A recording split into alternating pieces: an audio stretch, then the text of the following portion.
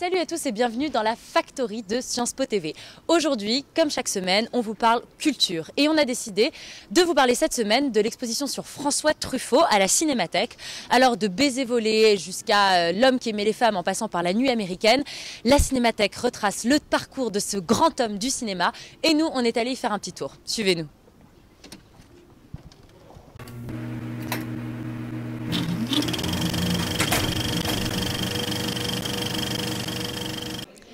Alors, on se retrouve devant une magnifique reproduction du bureau de Truffaut avec tous les meubles d'origine et sa magnifique collection de Tour Eiffel d'époque. Mais bon, c'est pas grave, on l'excuse, hein, personne n'est parfait.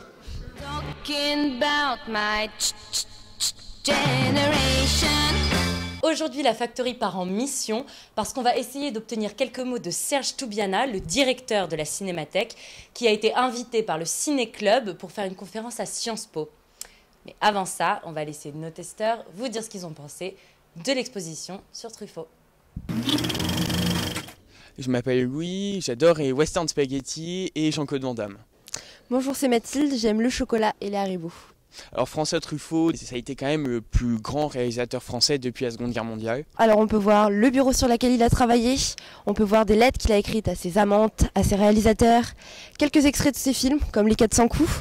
Il a fait ses débuts au Cahier du cinéma en tant que critique, où il a dénoncé la médiocrité d'une partie du cinéma français. C'est un endroit assez sombre, on sent un petit peu comme dans une salle de cinéma. Il a été un des principaux représentants de la Nouvelle Vague, avec Godard, Resnais, Chabrol. Alors le point négatif, c'est que c'est un tout petit peu petit, mais du coup, on a vite fait le tour. Ça a été un grand amoureux des femmes, et comme Hitchcock, il les a très bien mises en scène, et d'ailleurs il a couché avec une grande partie d'entre elles. Alors si toi aussi tu as envie de surfer sur la Nouvelle Vague avec Truffaut, viens à la Cinémathèque. Nous sommes donc avec le directeur de la Cinémathèque de Paris.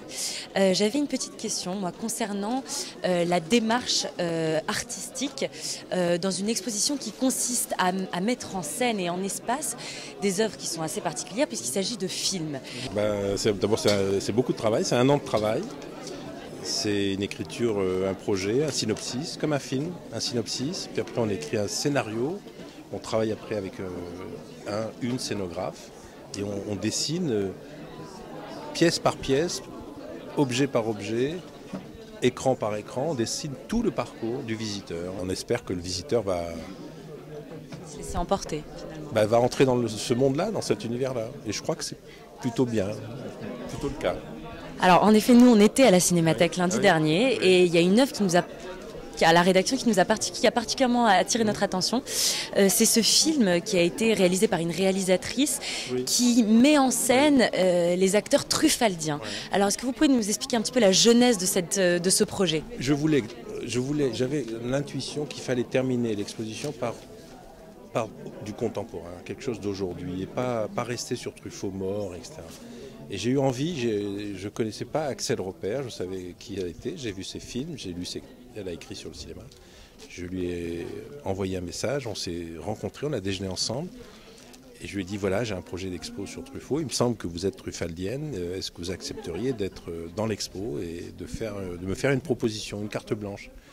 Elle m'a dit oui tout de suite. Elle a pris des jeunes actrices, des jeunes acteurs, elle les a mis en couple et elle leur a posé des questions assez innocente et un peu incongrue sur qu'est-ce que c'est qu'être truffaldien.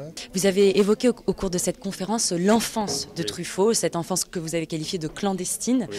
Est-ce que vous pensez que ce passé un peu tumultueux, douloureux, etc., est-ce que vous pensez que finalement c'est une condition du génie un petit peu truffaldien et au sens un peu plus général artistique ? Ça, c'est Chabrol qui disait ça. Truffaut, il était dos au mur, pas nous. Truffaut, il était rien, fils de rien, il avait rien. Il avait une espèce d'obligation ardente pour lui de se débrouiller, de faire quelque chose de sa vie. Et ça, je crois que c'est un atout. Donc l'exposition sur François Truffaut, ça se passe à la Cinémathèque, c'est jusqu'au 25 janvier. Le tarif réduit pour nous les jeunes, c'est que 8,50 €, donc courez-y, ça vaut vraiment le coup. Quant à nous, on se retrouve dans la Factory la semaine prochaine pour parler à nouveau de culture et de bons plans. À bientôt.